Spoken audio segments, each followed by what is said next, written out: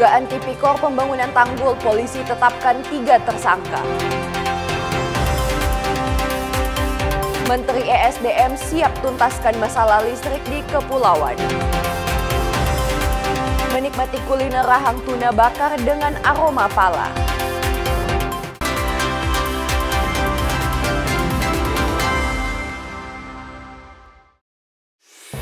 Selamat pagi saudara, apa kabar Anda hari ini? Jumpa lagi dalam program khusus Kompas Manado Sepekan edisi Sabtu 1 November 2025.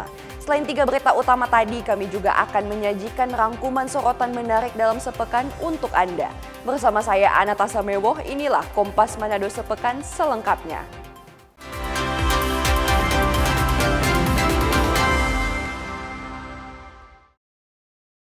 Kita ke informasi yang pertama, Saudara. Polresta Manado menetapkan 3 orang tersangka dalam dugaan kasus korupsi pembangunan tanggul penahan tebing di Kelurahan Malalayang 1. Proyek ini dilakukan pada tahun 2020, total anggaran 500 juta rupiah dengan total kerugian keuangan negara 347 juta rupiah lebih.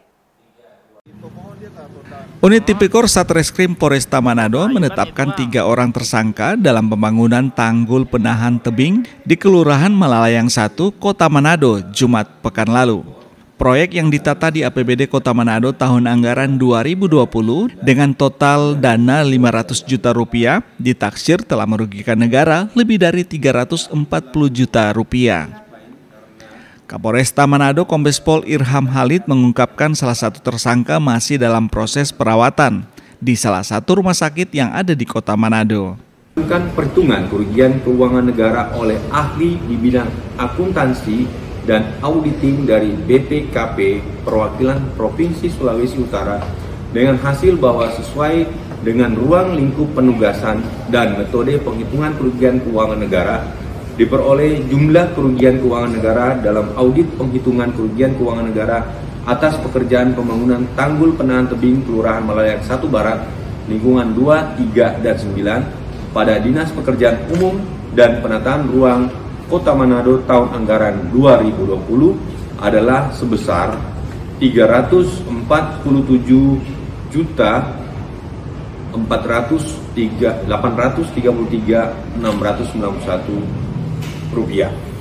Jajaran Satuan Tipikor Polresta Manado masih terus melakukan penyidikan terkait kasus tindak pidana korupsi ini. Tim Liputan Kompas TV Manado, Sulawesi Utara.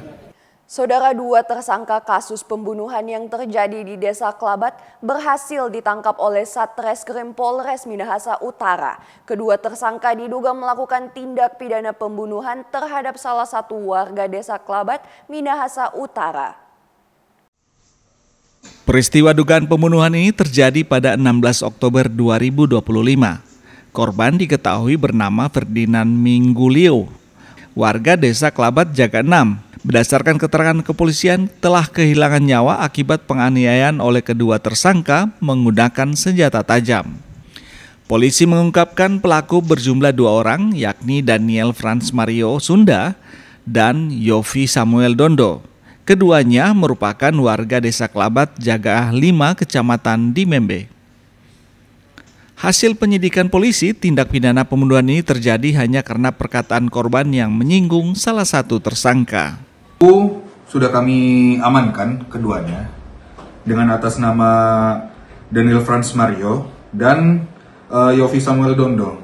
Jadi untuk kronologis kejadian, pada saat korban menghadiri suatu acara di Desa Klabat, korban menyampaikan kepada pelaku bahwasannya turun Jo, bisa nganapi suara. Dari situlah pelaku pertama yang atas nama Mario ini, dia tidak terima dengan pernyataan yang disampaikan oleh korban. Lalu dengan spontan pelaku pertama ini mengambil senjata tajam di rumahnya, lalu langsung memukul atau membacok korban di kepala sebanyak 2 kali. Dan pelaku yang kedua, di saat korban sudah akan pergi ke rumah sakit, pelaku yang kedua menghujani tikaman, itu kurang lebih 7 tikaman. Kedua tersangka dijerat pasal 338 dan 340 KUHP dengan ancaman maksimal 15 hingga 20 tahun penjara. Jimmy Dapar, Kompas TV, Minahasa Utara, Sulawesi Utara. Saudara, unit Reskrim Polsek Wenang Polresta Manado berhasil menangkap 1 orang pelaku pencurian kendaraan bermotor atau curanmor di wilayah kota. Dari hasil pengembangan, polisi berhasil mengamankan 8 unit kendaraan roda 2. Tim Resmob Polsek Wenang Kota Manado berhasil meringkus 1 orang tersangka curanmor di Mahkeret Timur, Kecamatan Wenang pada Minggu 27 Oktober 2025 kemarin. Dalam aksinya, pelaku atas nama Claudio Valdo berumur 21 tahun berhasil menggondol 8 unit kendaraan jenis roda 2. Diketahui modus tersangka dalam menjalankan aksinya adalah mendorong kendaraan roda 2 yang sedang terparkir tanpa pengamanan ganda, lalu mendorong hingga ke tempat aman. Kemudian pelaku membuat kunci duplikat di jasa tukang kunci. Jadi modus operandi dari tersangka ini, dia melihat situasi di parkiran kendaraan sepeda motor ini. Ketika sepeda motor ini tidak terkunci, maka dia dorong sampai jarak yang lumayan jauh. Kemudian dia menggantikan kunci ketika dia sudah merasa aman di tempat dia membawa kendaraan tersebut. Oke. Jadi untuk kendaraan sepeda motor saat ini berjumlah 8 unit setelah dilakukan pengembangan.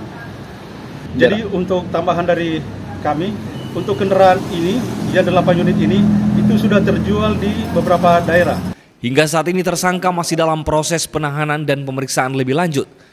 Atas perbuatannya tersangka dijerat dengan pasal 363 KUHP dengan ancaman hukuman maksimal 7 tahun penjara. Jimmy Dapar, Kompas TV, Manado, Sulawesi Utara.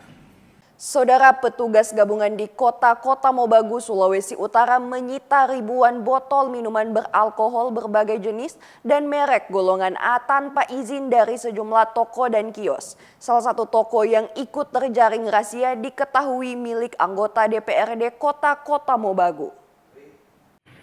Petugas gabungan terdiri atas Satpol PP, TNI Polri, Kejaksaan dan Dinas Perdagangan Kota Mobagu melakukan razia minuman keras tanpa izin di sejumlah titik di wilayah Kota Mobagu.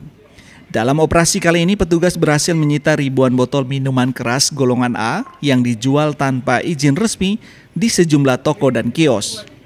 Salah satu toko milik anggota DPRD Kota Mobagu juga tak luput dari razia petugas.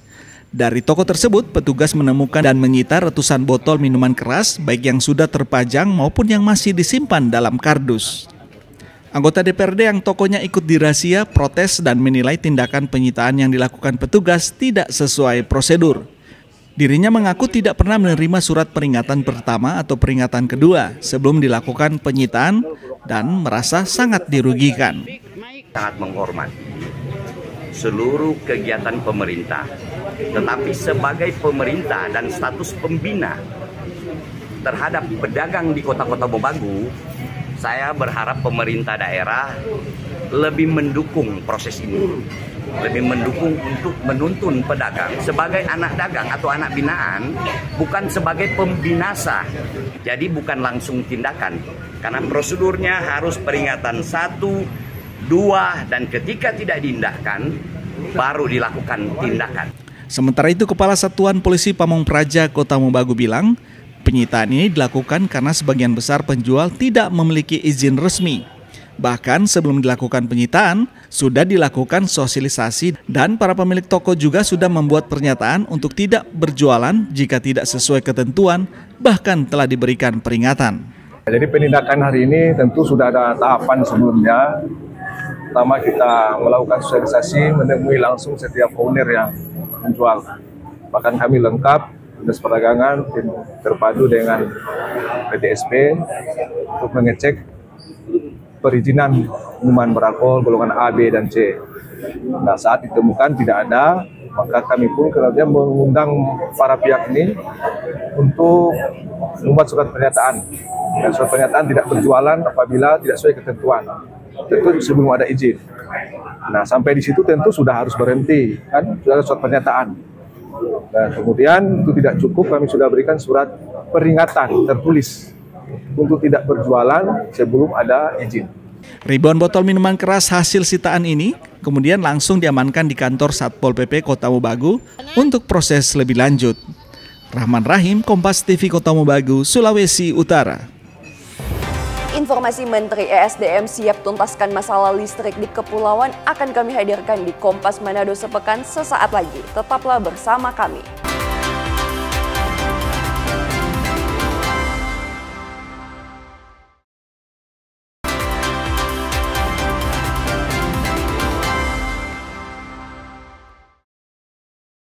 Terima kasih Anda masih bersama kami. Saudara Menteri Dalam Negeri Tito Karnavian menyerahkan 2 unit kapal layanan kesehatan bergerak bagi warga di 2 kabupaten kepulauan di Sulut, masing-masing untuk Pemkab Talaut dan Pemkab Sangihe. 2 kabupaten kepulauan yakni Talaut dan Sangihe berada di wilayah perbatasan utara Indonesia dengan negara Filipina, menerima bantuan kapal layanan kesehatan bergerak dari Basnas dan Badan Nasional Pengelola Perbatasan Republik Indonesia. Mendagri Tito Karnavian didampingi Gubernur Sulawesi Utara Julius Silvanus menyerahkan secara simbolis bantuan kapal ini yang diterima langsung Bupati Talaut Weli Tita dan Bupati Sangihe Mikael Tungari. Ada peralatan-peralatan emergensi yang ada di situ, bahkan bisa untuk membantu operasi. Kemudian ibu-ibu yang melahirkan, ya, kan perlu waktu. Ini bisa dilaksanakan di situ. Di samping insiden-insiden kesehatan yang lain, misalnya ada bencana tenggelam atau bencana-bencana yang lain, ada yang sakit memerlukan perawatan segera, mungkin jantung atau apapun juga. Nah, ini sangat bermanfaat. Peralatan-peralatannya juga lengkap kalau lihat situ. Ini bagian yang tak terpisahkan dari program kami untuk NKRI. Itu dana zakat, infak, dan sedekah, dan dana sosial keagamaan yang lain kami gunakan dalam rangka untuk mem-backup daerah-daerah perbatasan sebisa mungkin, walaupun kecil, tetapi untuk mempersatukan Negara Kesatuan Republik Indonesia. Dan yang ketiga tentu saja ini adalah dalam rangka untuk ikut sedikit membantu program pemerintah Astacita.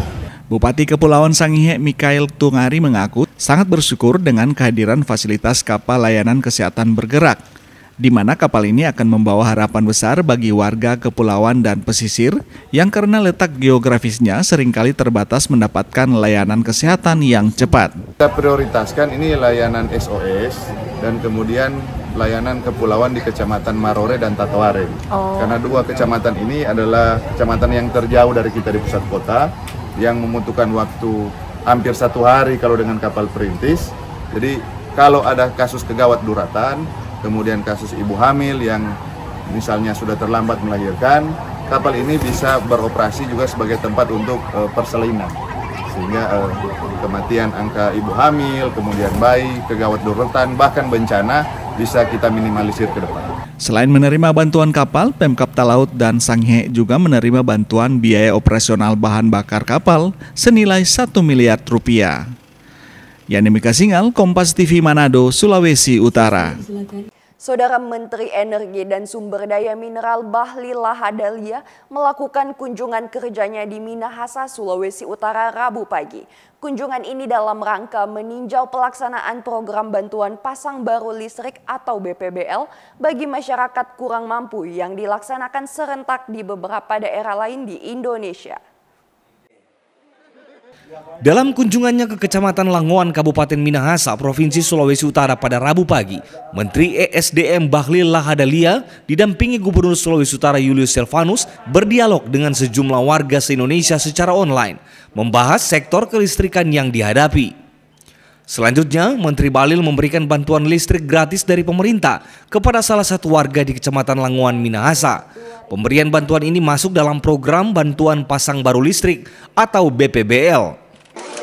Menyampaikan banyak terima kasih kepada pemerintah, Bapak Presiden Prabowo Subianto, dan juga kepada Bapak Menteri ESDM yang sudah membantu keluarga kami yang boleh mendapatkan pemasangan listrik gratis. Menteri Bahlil Lahadalia bilang, bantuan listrik gratis ini tidak hanya akan diberikan di Minahasa saja, namun juga di 11 desa kepulauan di Sulawesi Utara yang belum merdeka listrik. Hadir di sini untuk meresmikan peresmian pembangkit listrik tenaga mikrohidro di 2 tempat di Provinsi Papua Barat, di Albat dan di NTT, serta kami meresmikan pemasangan listrik langsung kepada masyarakat. Nah, tetapi di Sulawesi Utara itu ada 11 desa yang belum mendapat akses listrik. Dan dari 11 desa ini, sebagian adalah di perbatasan dengan daerah laut yang ke Filipina. Dan ini sudah saya anggarkan lewat Kementerian SDM. 2025 sudah ada, 2026 kita targetkan semua untuk Sulawesi Utara secara keseluruhan di 2026 Desember sudah harus selesai. Selanjutnya, Menteri Bahlil menegaskan bahwa pihaknya telah menganggarkan sejumlah 4,5 triliun rupiah untuk mengentaskan masalah kelistrikan yang ada di seluruh Indonesia. Edward Siwi, Kompas TV Manado, Sulawesi Utara. Saudara, 175 turis asal Korea Selatan tiba di Bandara Samratulangi Manado Senin dini hari. Kedatangan ratusan turis ini menandai penerbangan perdana rute Incheon Manado.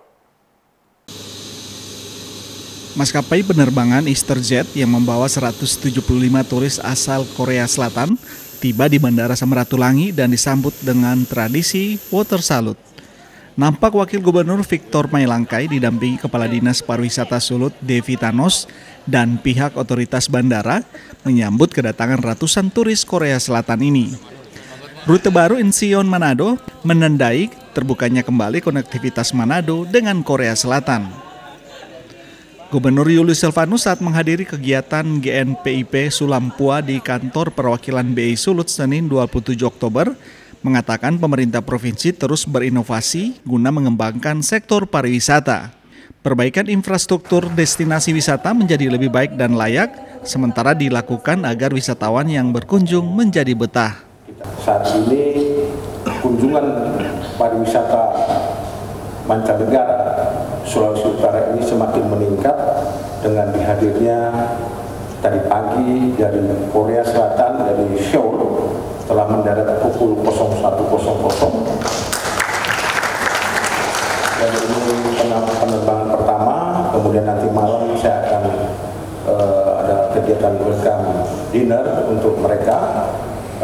Tentunya ini juga sebagai semangat pariwisata kita di Sulawesi Utara, tentunya juga akan merambah kepada provinsi-provinsi lainnya.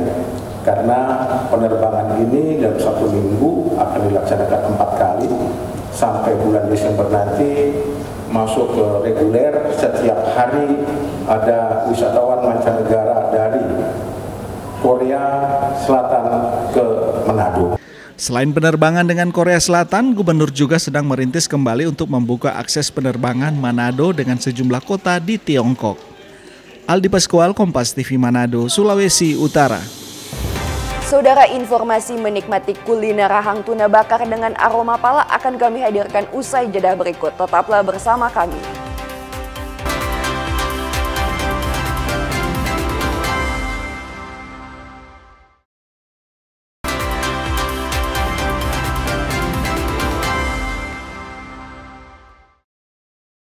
Saudara, PT Pertamina Patraniaga terus menunjukkan komitmennya membangun negeri lewat program tanggung jawab sosial dan lingkungan. Di Sulawesi Utara, salah satu program di bidang pendidikan adalah pendidikan non-formal bagi anak-anak pesisir di perkampungan Candi, Kelurahan Bitung Barat 1, Kota Bitung.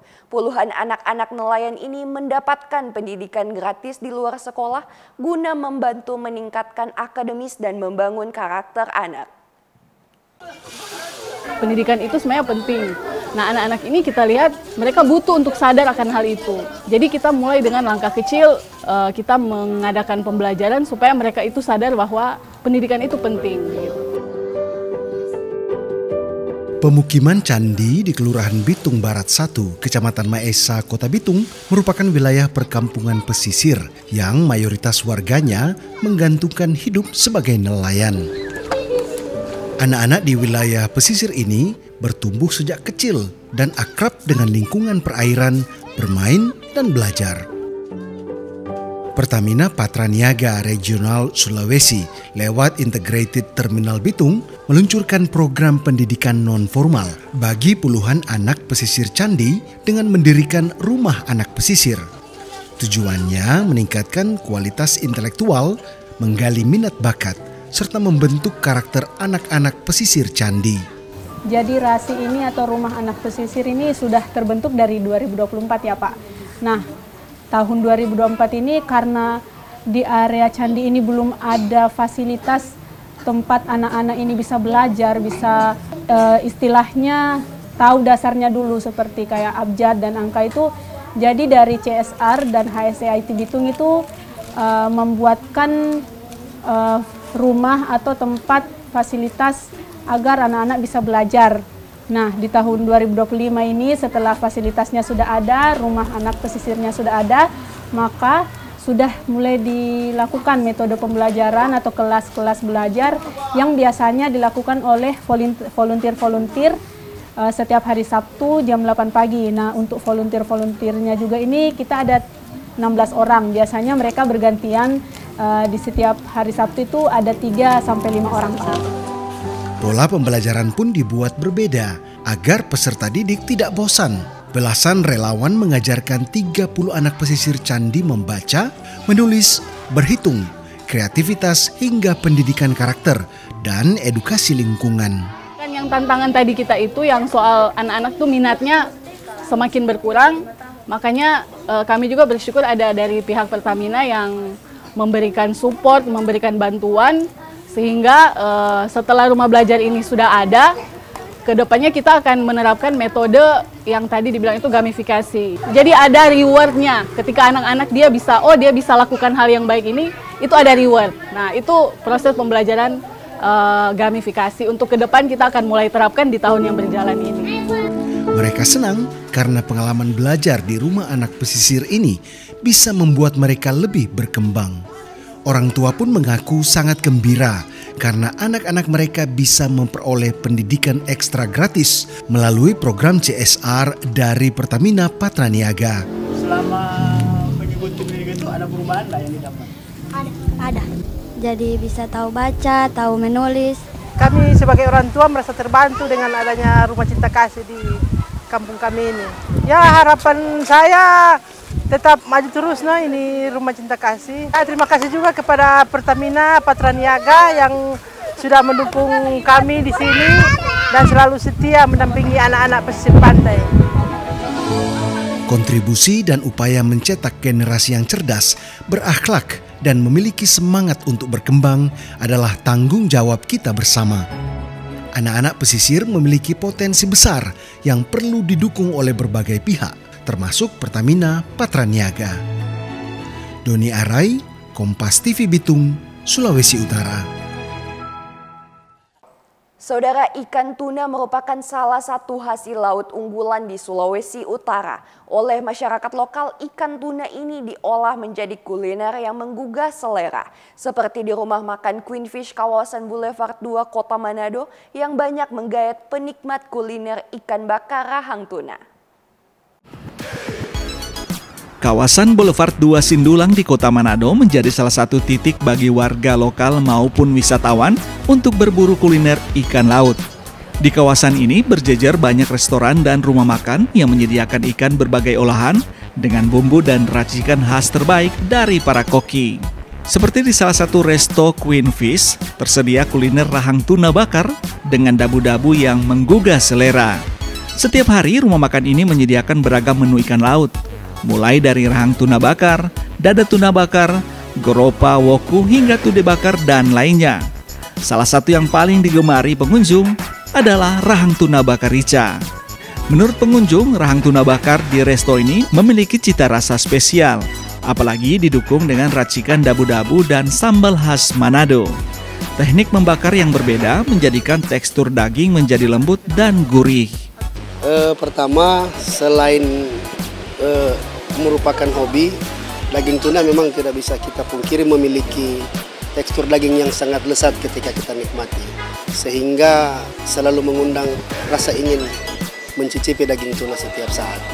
Kalau menurut saya sama, tapi mungkin yang membedakan rahang tuna yang ada di rumah makan Kunipis ini dengan di tempat lain adalah orang Manado bilang dabu-dabu atau sambalnya itu yang memiliki rasa yang lain daripada yang lain dari yang ada di tempat yang lain, sehingga sangat enak ketika dipadukan dengan daging tuna. Di restoran ini, rahang tuna bakar menjadi salah satu menu andalan yang banyak diincar pengunjung, tak hanya warga lokal namun juga wisatawan dari luar Sulawesi Utara. Bahan baku berupa rahang tuna fresh, serta pilihan bumbu dabu-dabu dari bahan baku terbaik menjadikan ikan bakar rahang tuna ini laris manis. Selain itu, rahang tuna ini dibakar menggunakan cangkang biji pala sehingga menghasilkan rasa dan aroma buah pala yang khas. Untuk menu-menu yang ada, biasanya kami menyediakan goropa. Goropa merah, ada goropa hitam, ada juga bubara putih, bubara laut, sama cumi, udang, tapi lebih ke fokus dada tuna sama rahang tuna. Mungkin dari cita rasa dari rica atau orang Manado bilang dabu-dabu, itu karena itu ciri khas tersendiri, karena itu dibuat dari orang owner sendiri, tanpa ada campur tangan orang sebagai karyawan yang ada. Kira-kira itu tergantung sih, kalau rame dia kali 30 nota, itu yang berapa porsi itu tuh kali 30 nota, kalau sunyi dia kali cuma 25 atau 20 begitu lah dia. Nah, jika sempat berkunjung ke Manado, jangan lupa mampir untuk menikmati kelezatan rahang tuna bakar di kawasan Boulevard 2 Manado. Rahang tuna ini dibanderol mulai dari harga terendah Rp40.000 per paket, sudah termasuk sayur dan nasi atau singkong rebus. Yani Mika Singal, Jimmy Dapar, Kompas TV Manado, Sulawesi Utara. Informasi tadi menutup jumpa kita dalam program Kompas sepekan kali ini. Saya Anata Samewoh dan mewakili tim redaksi Kompas TV Manado mengucapkan terima kasih atas perhatian Anda. Selamat berakhir pekan, sampai jumpa.